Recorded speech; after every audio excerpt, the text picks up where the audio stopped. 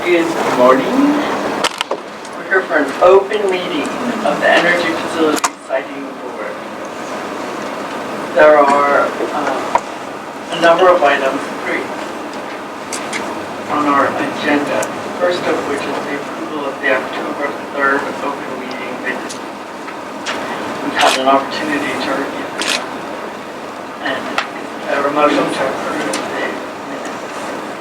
Madam Chair, I have one small change that I might, would you rather have me discuss it after the motion? You have the minutes in front of you. I'll change what I just proposed and then make a motion to approve them as amended. It's been a long time since, can people hear me? Yeah. Okay, thank you. It's been a long time since October 3rd, but on page 3 of the minutes, I'm going to, it quotes counsel Patty Lucarelli, and it says, she explained that a suspension hearing would be held at which the applicant would be required to appear and show cause why the proceedings should not, and then paren, or should, close paren, be suspended. And I simply wanted to have the parentheticals deleted, because the statute is about whether the proceedings should not be suspended, and I think that would be more accurate. And so I would hand it to you.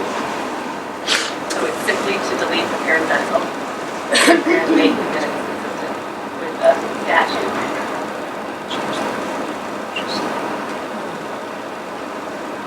Okay, is there a motion? So I would like to move that the minutes with the deletion that I just discussed be approved. Second. All in favor? Aye. Okay.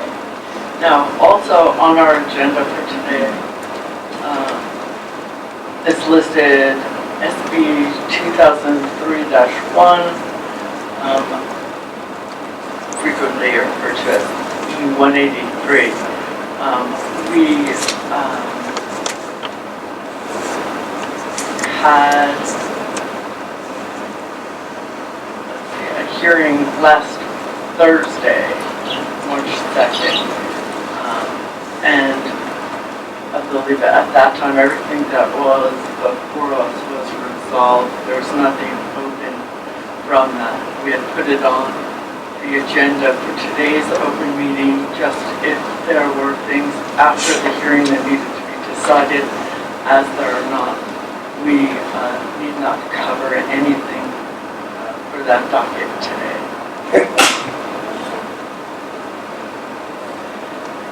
Which brings us to the third item on the agenda, which is docket number SB 2015-06, Invenergy Thermal Development LLC's application to construct the Clear River Energy Center power plant in Burrillville.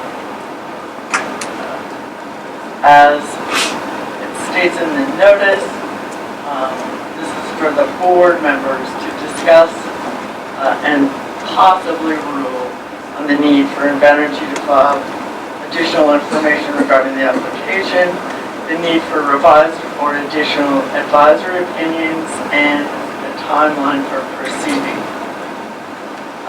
The need for and the topics that are indicated on the agenda grew out of our discussion excuse me, at the February 16th, 2017 open meeting. At that time, we could not discuss the substance of the questions regarding additional or revised advisory opinions because it hadn't been noticed. But we thought we wanted to discuss them, and we discussed noticing a later open meeting to do so as this open meeting. In the interim, a number of motions regarding advisory opinions have been filed by the parties.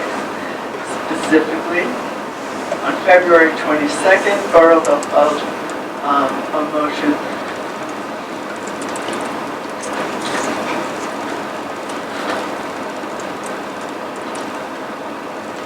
seeking supplemental advisory opinions, new advisory opinions, and employment by the Board of Independent Expert Witnesses.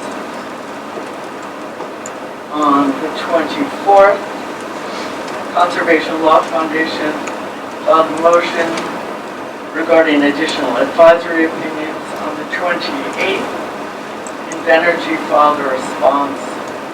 On March 1st, Burrillville filed a motion for oral argument. On March 2nd, Conservation Law Foundation requested oral argument today on the pending motions concerning additional advisory opinions.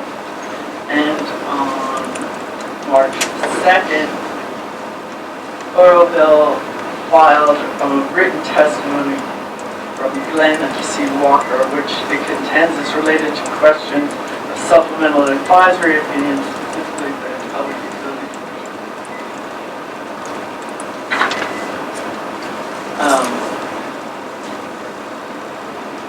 I think that it's clear that we cannot discuss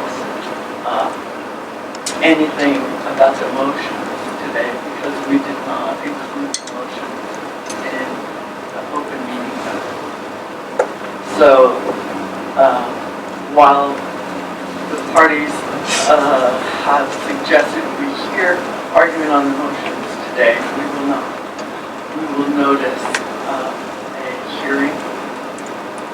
I think we have a date available later this month, and we will consider the motions and hear from the parties at that time. We can discuss now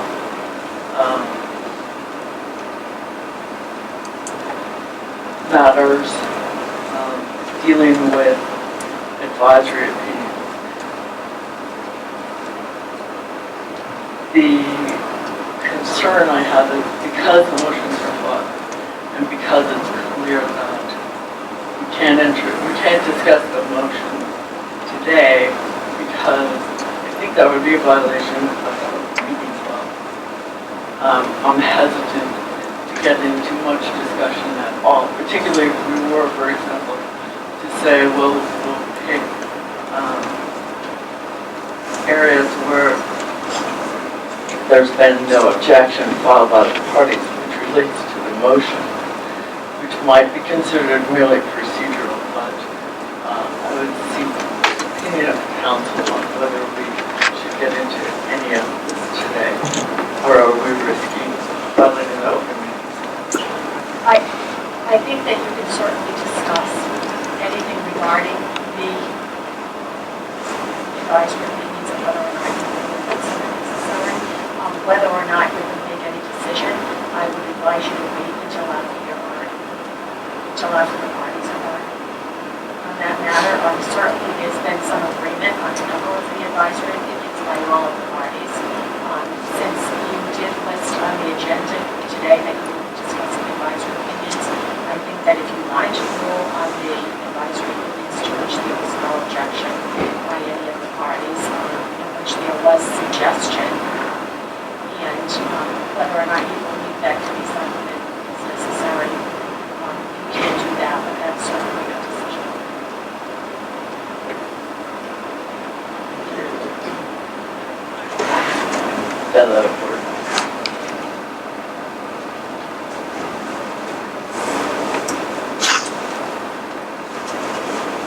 Well, I came prepared to discuss the advisory opinions, but having read all the motions, I understand your point.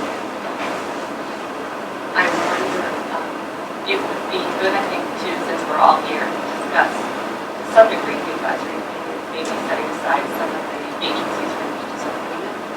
For instance, from my perspective, there's significant additional information in the record, specifically the water supply plan and other elements of the plan that have changed from septic system for the use of the facility to wastewater treatment. So there's a number of elements that have changed where I think it's clear that we need to go back to some of the agencies, for instance, like the PDN or the state authority, and ask them to supplement based on the new information. So whether, Madam Chair, whether you want to get into actually articulating those advisory opinions, request of those agencies today, or do it all right at the hearing. That would be to you, but I'm certainly willing to discuss it and try to reach agreement with the agencies if you're comfortable with that. Two things. I would be concerned that additional information might come up at the hearing that would have a bearing on what we might request of any of the agencies. And also, I don't believe that we need to request, that we have to request that advisory opinions we've already received be supplemented. I think we also have the option, and we have this anyway going forward if anything else comes up, of simply calling witnesses at the final hearing, and the parties, of course, can call witnesses and all of that, and I would expect that they would. So, to some degree, it's not critical for information that we get it through additional advisory opinions or supplemental advisory opinions. And also, the burden remains on the applicant. And if the burden is not met, then I believe we would deny the application. But that said, I think we can discuss, if members of the board want to discuss some of the advisory opinion matters, we certainly can do that.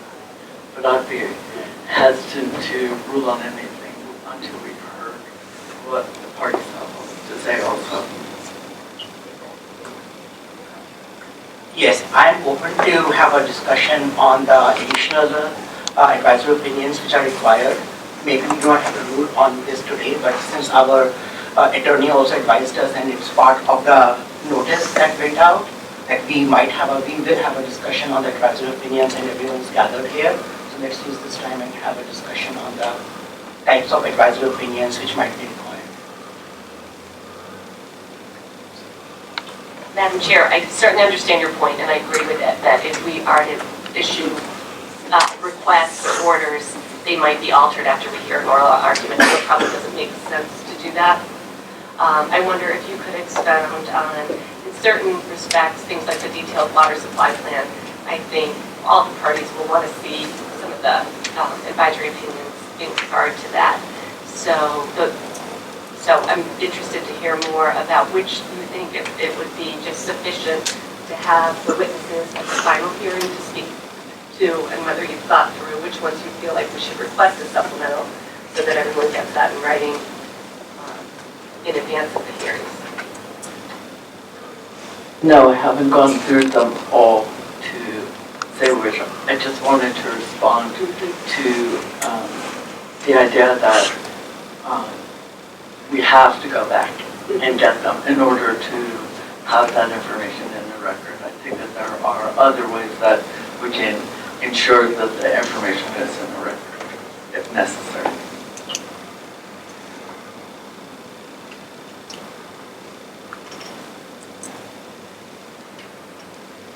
But if you'd like to go over some of them, I think it could also be guidance for the parties to hear which of the advisory opinions are of particular concern to us at this point.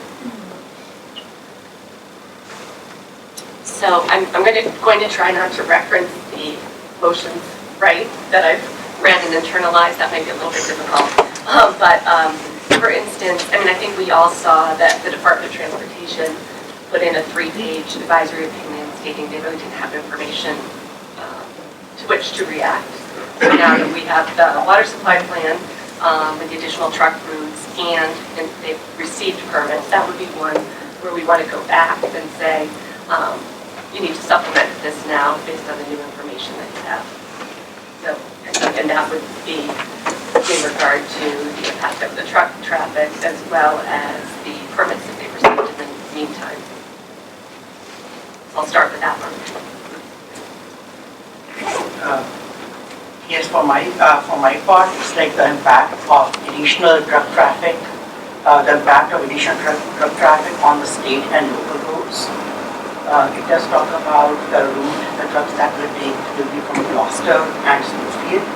So the impact of additional drug traffic on those, I do not know whether these are local roads or the state roads. So if it's the state roads, it will be the advisory opinions of the IDOT, or it's local roads. Council will be giving us some advisory opinions on the additional drug traffic. That's number one. Second would be, for my savings, like second would be, again, I was looking at the revised water plan. We do need some additional information on the wastewater treatment. It does talk about that the wastewater will go to an industrial plant, but we do not know where. And I think for the water supply, it's around 2 to 3 trucks every day. 2 trucks annually and around 2.3 trucks in summer, something like this. But we do not know what will be the additional truck traffic because of the wastewater and where it will be going. So there might be some additional advisory opinions sold for the wastewater that will be treated. I think the applicant maintains that the routes, at least through Smithfield and Gloucester, are state roads only, but getting more information to verify that and asking DOT about that makes perfect sense. As well, for your own agency, I know we both have this situation where we are on this board, so other people are leading efforts at our own agencies. All three. True, all three, the way the statute works. So I would say statewide planning also, that taking a look at the water supply plan and the new information, we need to hear back from statewide planning in regard to compliance with the statewide plan. And we can further refine. Obviously, there's a lot of interest in how specific we get on that, but I think that was the one that makes perfect sense.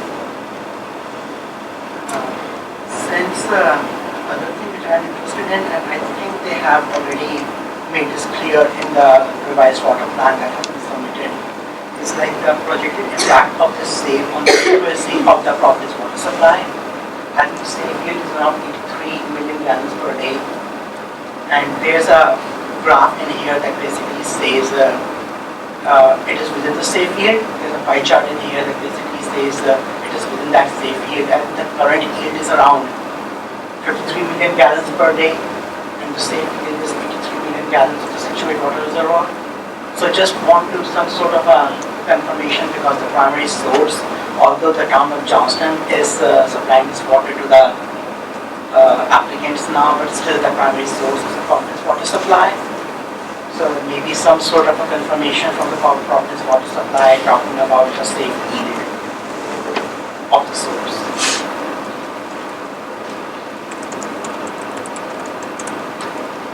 I agree. It seems that we want to get that. It seems from what we have submitted that it's really. We can't hear you. It seems that from what we have. Your mic's not I'm on. sorry. This better? Yes. Okay. So I'll just agree with you and say that making sure that the water withdrawals are within the maximum sustained yield is something we want to see. I don't know, Madam Chair, again, if you feel that that's something we could call a witness on. But the Providence Water Supply Board seems to me like the right place to go for that. The executive branch agency, the Water Resources Board, has general authority over distribution and supply issues, but in this case, I would think it would be the Providence Water Supply Board. But that's something I want to make sure we go to the right entity.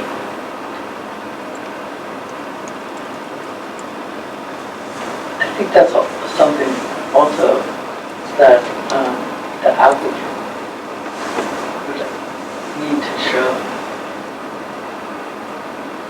And so I would expect that if there were a question about that, they would need to produce all that data. But we can explore how we would find that out.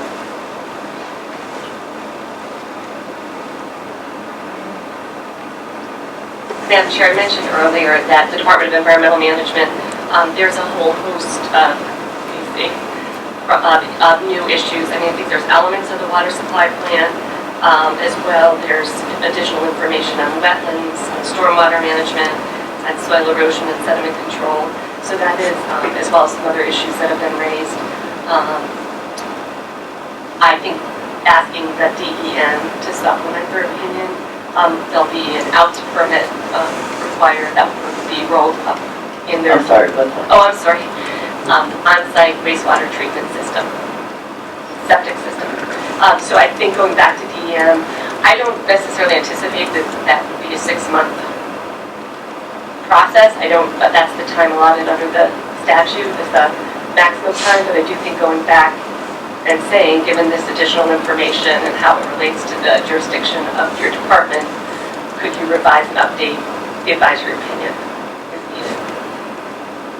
And having said that, you made the point, DEM will provide a witness at the hearing, but some of these things are fairly significant, and I believe it would make more sense for our process to have them in writing so that everyone can react to them in advance of the final hearings.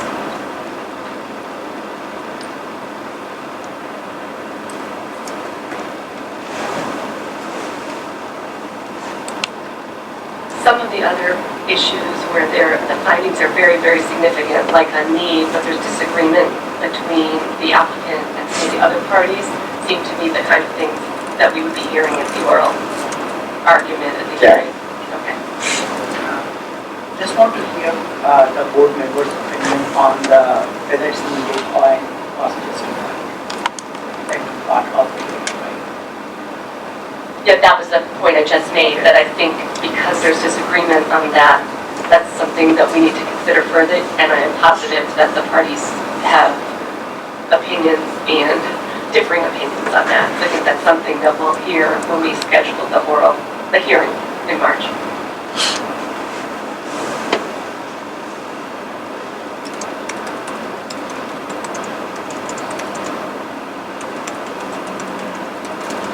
Any further?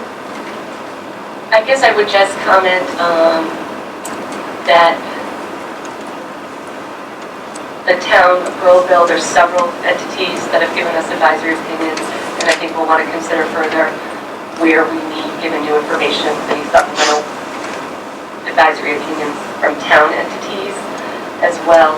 Johnston is a town that I think one way or another we're going to want to hear from the right entity or entities from Johnston.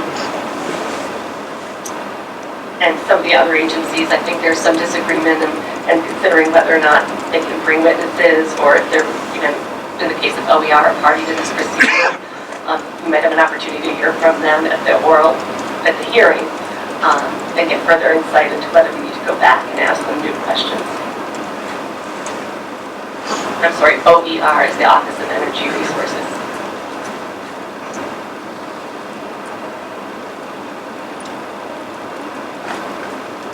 Board member point. So what, I have seen the motion filed by the town of Burrillville, but what type of advisory opinions do you think? Maybe it's the planning board or the planning department, because of the new water plan that has been completed. I'm just trying to think out loud that what type of advisory opinions we might ask from the towns. So they are in town of Burrillville, town of Johnston, traffic for town of Gloucester, town of Smithfield. I think I keep rereading the statute where it talks about getting advisory opinions from, I don't want to misquote it, but from entities whose, let me find that. I just think when we think through, for instance, on the question of road traffic, we want advisory opinions from entities that are relevant to licensing or decisions that need to be made. So that's a filter, and I'm paraphrasing that. So I'm not saying it exactly right, but I mean I think that's a really important filter, is that we want the opinions from entities who have bearing on the decisions.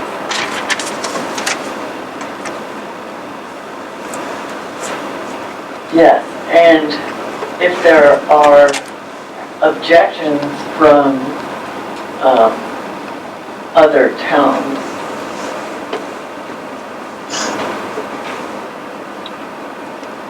I would expect them to move to intervene. They could present testimony themselves, or suppose the town of Burrillville could bring forward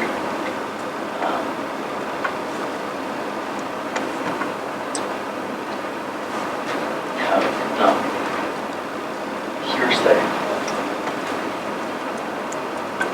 They might want to actually call someone from the town, other towns, if they're aware.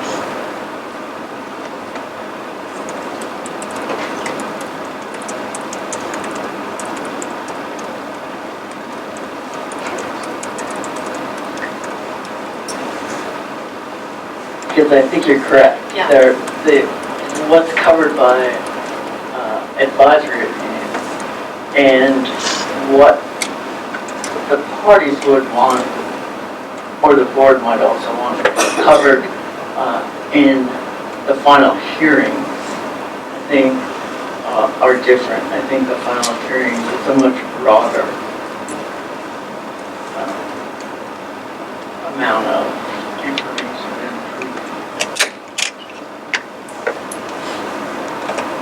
Agreed. I mean, there'll be a lot of evidence and opportunity at the final hearings for issues to be put forth and cross-examined.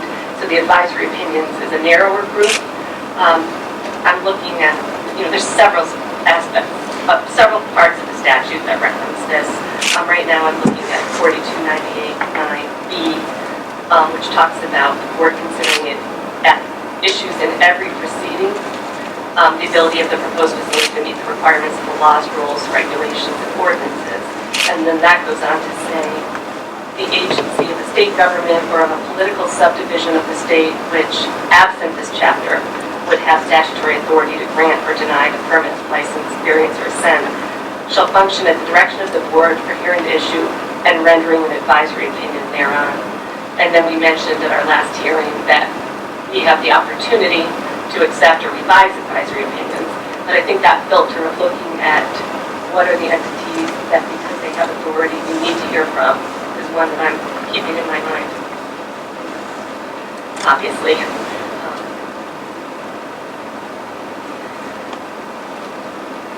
And it does bear on which entities within the towns, particularly Burrillville and Johnston, we would want to be asking for advisory opinions, and which might come in later in the process as witnesses.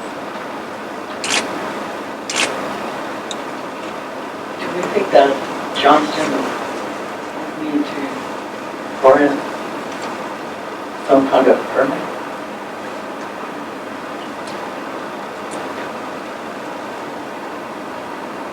For Johnston, we have the signed water plan approved by their town council. The issues of traffic and impact on the town were what I was thinking of. Right, and those are certainly issues that the town might want to introduce information about. But I don't think that there are any permits involved for the other towns.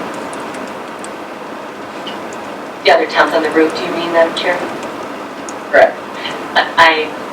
That's what I would expect as well.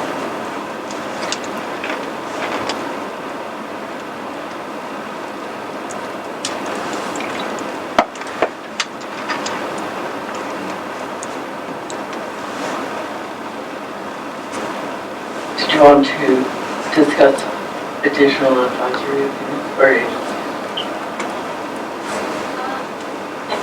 I just want to review the bidding here. So we talked about DEM, DOT, statewide planning, as being entities where we know we need supplemental information. I think some of the other areas, the PUC, the Energy Resources, the Department of Health, the other towns on the route, are some of those where we want to hear further thoughts on whether we need advisory opinions or not. Providence Water Supply, some sort of consideration from the Providence Water Supply to the back of this water consumption of the EFSB.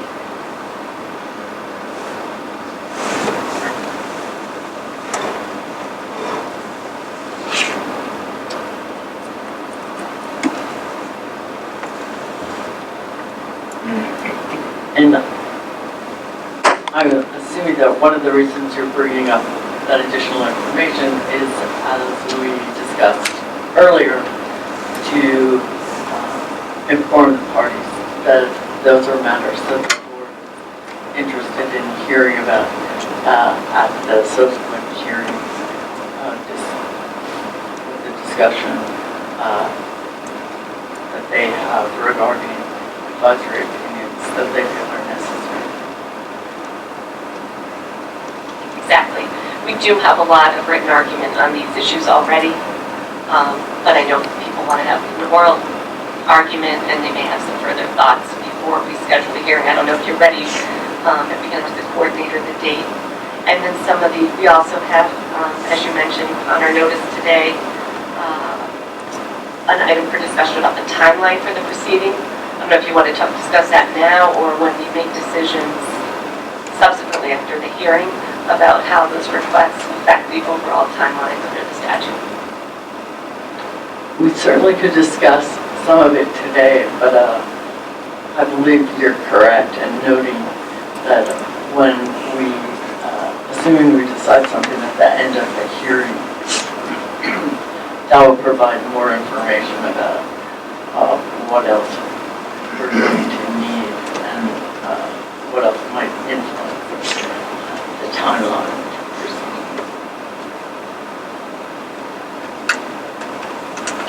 Talking about the timelines, yes, we do need some additional advisory opinions, but I do not think they need 6 months, although the statute says up to 6 months. Maybe in the next hearing we can talk about what additional time these departments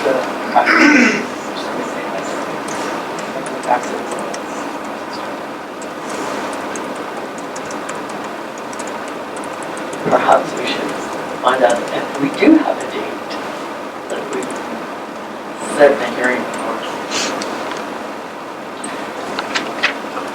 The next available date is Tuesday, March 21st at 1 p.m.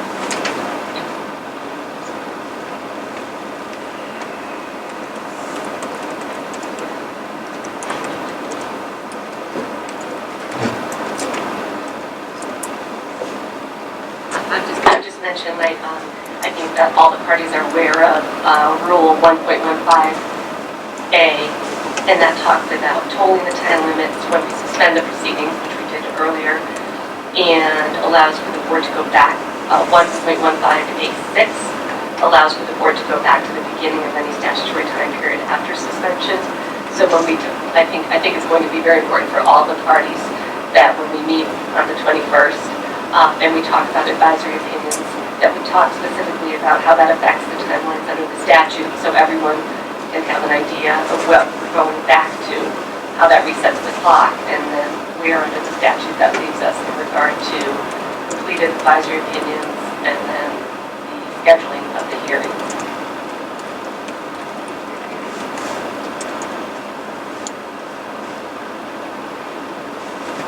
Yes, we can certainly discuss those. All right. We will be noticing a hearing for Tuesday, March 21st at 1 p.m. To hear from the parties and continue the discussion on the advisory opinion. Is that correct? That sounds correct. There's some other issues that were raised in the motions, and I think we'll have the opportunity to discuss all of it, make some decisions on the 21st. Very good. Is there anything further for tonight?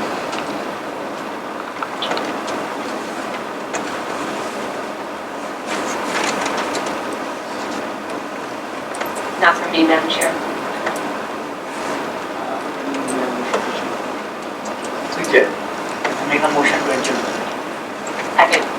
All in favor? Aye.